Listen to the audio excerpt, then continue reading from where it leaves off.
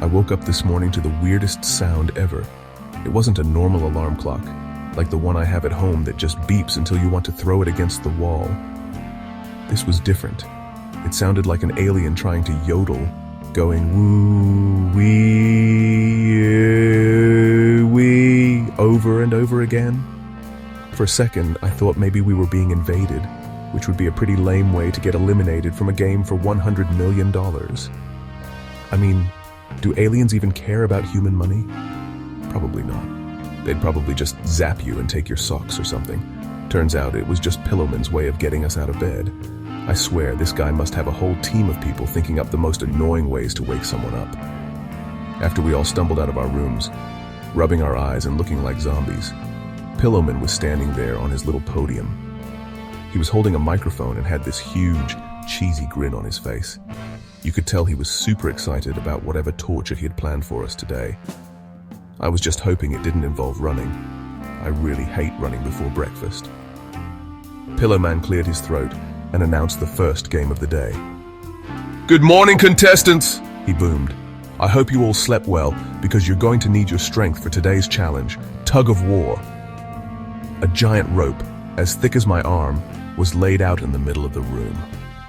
He explained that we would be split into two teams, the left team and the right team. I guess they weren't feeling very creative with the team names this morning. The goal was simple: pull the other team over a red line. The losing team, he said with way too much enthusiasm, would get a special surprise. A set of double doors behind the losing side would swing open, and they would be sent somewhere completely unexpected. That's Pillowman's code for eliminated in a super weird way. Last season, a guy lost a challenge and a trapdoor opened right under him, sending him into a giant ball pit. He was never seen again. I really didn't want to find out what was behind those doors. I ended up on the right team, which felt like a bad omen from the start. The game started, and right away things were not looking good for my team. The left team had this one guy who looked like he spent all day, every day, lifting weights. Seriously, his arms were bigger than my legs. Our team was pulling as hard as we could, but the red marker on the rope was slowly, painfully inching its way toward their side. My palms were getting sweaty, and I could feel my shoes sliding on the floor. I looked over at the double doors behind us, and I started to panic. I did not want to be unexpectedly sent to a room full of spiders or something. We were digging our heels in, grunting and groaning, but it was no use. The other team was just too strong. I could see them smiling, all confident and cocky. The big guy was barely breaking a sweat. My teammates were starting to lose hope.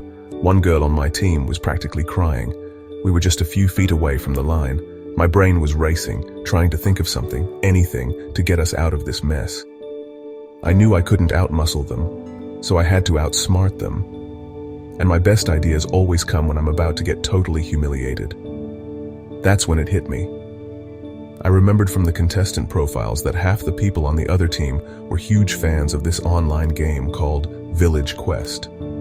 They were always talking about it in the common room. So I took a deep breath, and in the loudest voice I could manage, I yelled, "Oh my gosh! They just restocked the Elder Strawberry on Village Quest." It was a total lie, of course. The Elder Strawberry is like the rarest item in the game, and people go crazy for it. It was a long shot, but it was the only shot I had. For a split second, nothing happened. Then, one by one, the players on the other team looked confused. Their pulling got weaker. The big muscular guy even grunted, "Wait, for real?" That's when they made their fatal mistake. 3 of them, including the big guy, actually let go of the rope with one hand to pull out their phones and check. That was all we needed. With their team distracted, we gave one last gigantic pull.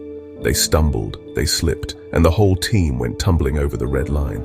The buzzer sounded, and the double doors behind them swung open, revealing a slide that went into a dark hole. Whoosh! They were gone. We had won. I couldn't believe my dumb idea actually worked. Pillowman announced that with the other team gone, there were only 9 of us left. He then said, "For the next phase of the competition, all teams are officially dissolved. You are all on your own again." That night I slept like a log. I was so tired from the tug of war, but I was also pretty proud of myself. When I woke up the next morning, there wasn't an alien siren. Instead, the smell of hash browns and sausage filled the air. On the table was a full McDonald's breakfast for each of us. It was the most beautiful thing I had ever seen. After we finished eating our glorious breakfast, Pillarman announced the next game. It was marbles. He rolled a giant bag of marbles onto the floor. He explained that each of us would get 10 marbles. We had to find an opponent and play a game. The winner would get all 20 marbles and move on to the next round. The loser, however, would have 0 marbles and would be immediately eliminated from the competition. This was way more stressful than tug of war, because now you had to personally knock someone out of the game.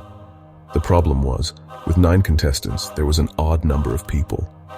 Everyone quickly paired up, leaving me standing there all by myself. I raised my hand and asked Pillarman what I was supposed to do. He just shrugged and said, "Well, since you don't have an opponent, I guess you get a free pass to the next round. Congratulations."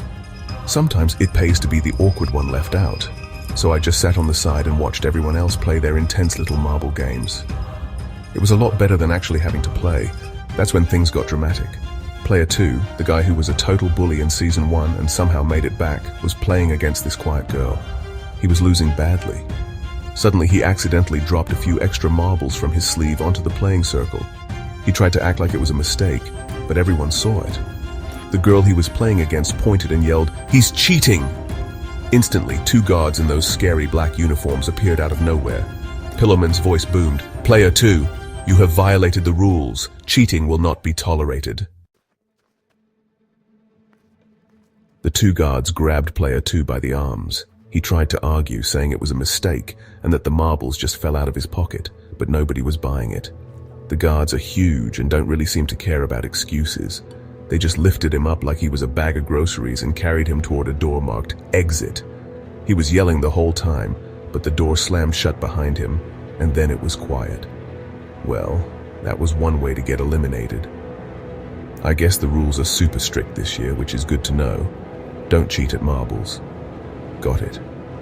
With player 2 gone, that meant the girl he was playing against won by default. The other matches finished up pretty quickly after that. 4 other people lost their games and were quietly escorted out of the room. I didn't even get to see where they went. 1 minute they were there, looking sad about their marbles, and the next, they were just gone. It was all happening so fast. In the span of about an hour, we went from 9 contestants down to just 5.